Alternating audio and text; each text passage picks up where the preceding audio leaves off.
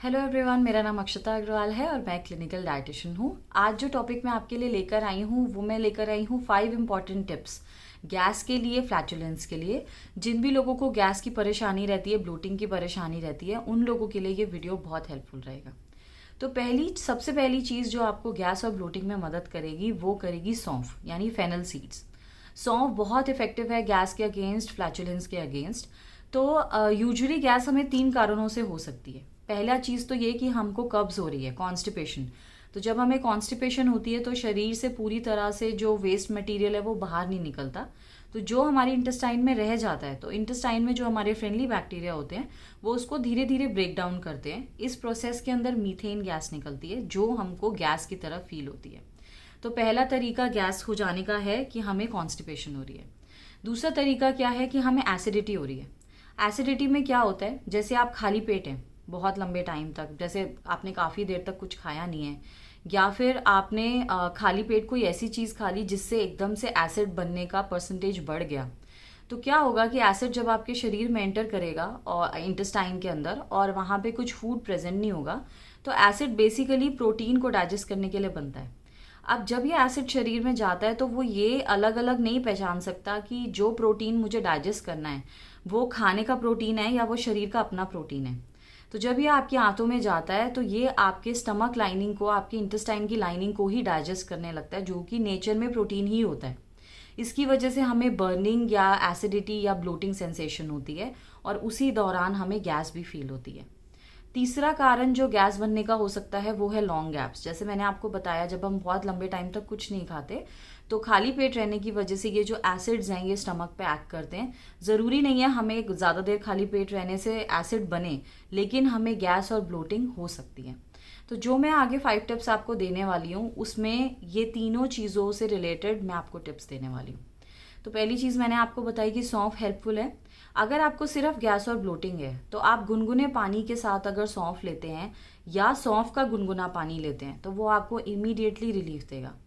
अगर आप एसिडिटी से परेशान हो रहे हैं, एसिडिटी की वजह से आपको गैस हो रही है, तो आपको क्या करना है, आधा दूध लेना है, आधा पानी। यानी अगर हम 1 गिलास बना रहे हैं तो आधा ग्लास दूध है, आधा ग्लास पानी है। इसके अंदर 1 चम्मच सौंफ को हमें उबालना है, उसे ठंडा करके हमें उसको पीना है। और एक बारी में 150 ml पीजिए और उसको हर थोड़ी देर में पीते रहिए 2 से 3 घंटे के अंदर। जितनी भी सीवियर एसिडिटी हो, इससे आपको उसमें रिलीफ मिलेगा और इन टर्न गैस में रिलीफ मिलेगा।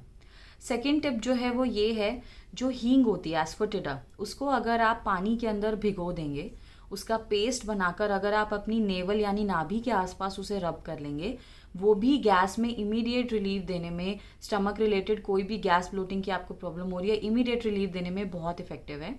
यूजुअली ये जो टिप है ये बच्चों के साथ यूज़ होती है, पर ये बड़ों के लिए भी इक्वली इफेक्टिव है। तो अगर आप परेशान हो रहे हैं, बहुत ज़्यादा कहीं ट्रैवलिंग पे हैं, आपको बहुत ज़्यादा ब्लोटिंग गैस हो रही है, तो अपने साथ हमेशा हींग कैरी करें और उसको जो भी वहाँ पे हल्का सा गुनगुना पानी करके सोक कर दें और उसे अप्लाई करें, आपको इमीडिएट रिलीफ मिलेगा। अगली इंपॉर्टेंट टिप क्या है, जब भी आप काफ़ी लंबे टाइम से खाली पेट है, से आपने अपना खाना 10 बजे खाया था, तो अगर आप 1 बजे या 2 बजे कोई मील खा रहे हैं, कोशिश करें कि वो प्रोटीन या फाइबर रिच ना हो। तो जैसे फॉर एग्जाम्पल, जैसे आप 10 बजे से भूखे थे तो सीधा 1 बजे स्प्राउट्स मत खाइए या चिकन मत खाइए या दाल मत खाइए, पहले थोड़ा बहुत कुछ कार्बोहाइड्रेट ले लीजिए। ऐसे ही सीधा सैलड मत खाइए, या फिर कुछ भी बहुत हाई फाइबर में, जैसे कई लोग ड्राई फ्रूट्स खा लेते हैं बीच बीच में खाली पेट, वो मत खाइए। उसका कारण क्या है, जैसे मैंने अभी आपको एक्सप्लेन किया था कि जब आपका पेट खाली है और आपने कुछ ऐसा खा लिया जो एकदम से एसिड का प्रोडक्शन बढ़ा रहा है, तो भी आपकी जो गैस और ब्लोटिंग और एसिडिटी की प्रॉब्लम हो सकती है। तो क्योंकि प्रोटीन के डाइजेशन के लिए ही एसिड प्रोड्यूस होता है, तो जब भी आप प्रोटीन इनटेक करोगे या फाइबर इनटेक करोगे तो बॉडी को सिग्नल मिलता है और एसिड बनाने के लिए।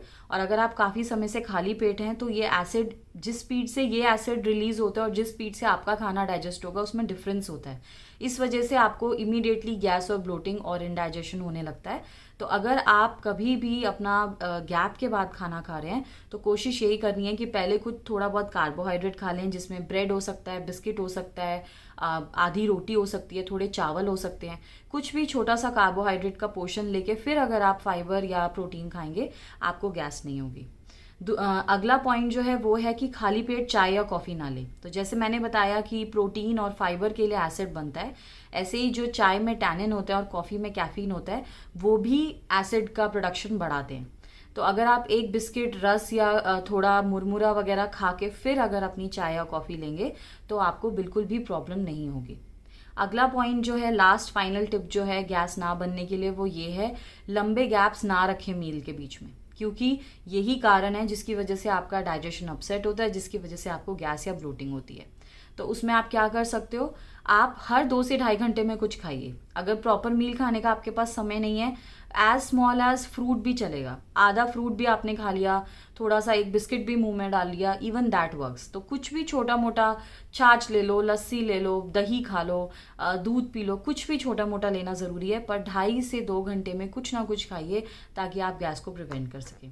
एक फाइनल चीज़ मैं यहाँ पे बताना चाहती हूँ, कुछ लोगों को साइकोलॉजिकली भी गैस फॉर्मेशन होती है, जिसको हम लोग साइकिक डायरिया कहते हैं। कई लोगों को स्ट्रेस के हो जाने की वजह से सिवियर इंडाइजेशन होता है, और जब भी वो स्ट्रेसफुल सिचुएशन में होते हैं, कोई एग्ज़ाम आ रहा है, कोई इंटरव्यू है, कोई प्रेजेंटेशन देनी है, जब भी कोई बहुत स्ट्रेसफुल सिचुएशन होती है तो उनको गैस बनने लगती है। तो ये स्ट्रेस के कारण होता है। तो स्ट्रेस मैनेजमेंट के लिए भी आप क्या कर सकते हैं, उसके ऊपर मैं यहाँ पे लिंक छोड़ दूंगी वीडियो के अंदर, आप उसे देखिए और वो फूड्स अपनी डाइट में इनकॉर्पोरेट कीजिए। उससे भी आपको स्ट्रेस को सेटल करने में हेल्प मिलेगी और स्ट्रेस रिलेटेड जो आपको इनडाइजेशन होता है उसको ठीक करने में मदद मिलेगी। तो आई होप ये वीडियो आपको हेल्पफुल लगा हो। अगर लगा हो तो अपने दोस्तों के साथ, फैमिली के साथ, कोलीग्स के साथ इसको शेयर कीजिए और ज़्यादा से ज़्यादा लोगों में इस वीडियो को फैलाइए जिनको भी आपको लगता है कि वो इस प्रॉब्लम से सफ़र कर रहे हैं। मेरे चैनल को सब्सक्राइब कीजिए और मैं आपसे अगले वीडियो में मिलूंगी। Thank you.